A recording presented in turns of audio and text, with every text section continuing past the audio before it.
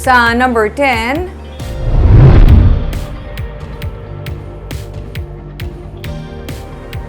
mga driver kag pasahero ang nagahinyo nga mapadasig ang pagkaayos ng flyover sa Barangay Bata kag Taytay sa Barangay Sumag bangod sang pagbuot sang trapiko. May report si Nico Delfin. Ginsugura na sa Department of Public Works and Highways ang pagkaayos ng piyak nga lane sang flyover sa Barangay Bata. Gani makita nang pagginutok sa mga salakyan sa idalom sang flyover nga gikan Talisay pasulod sa Bacolod. Ang ginabiyahe nga jeep ni Joel Campunyon nagkaabiriya.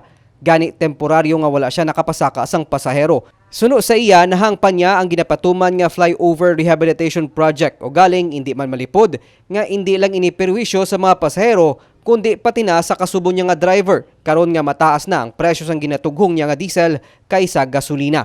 Sa para sa nagagali kuan medyo kuan kayo. Permisyo kayo, permisyo. Si Moyas driver kag subong Amuman. mahal pa dan subong gasolina. Mahal gasolina, amo gani nga gobyerno nagaplano man no nga mahatag sila financial assistance para sa fuel subsidy pero guro do hindi ginakakuha na.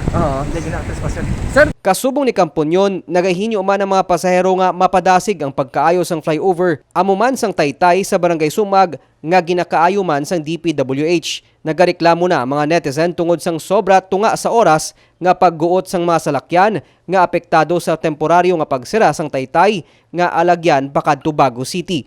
Nagahinyo naman sang paghangop ang pamunuan sang DPWH sa mga motorista. Tubtob Marso 23 matapos ang pagkaayos ng Taytay sa Sumag kag hasta Mayo 23 naman magalawig ang flyover rehab project. Nico Delfin para sa DigiCast Negros.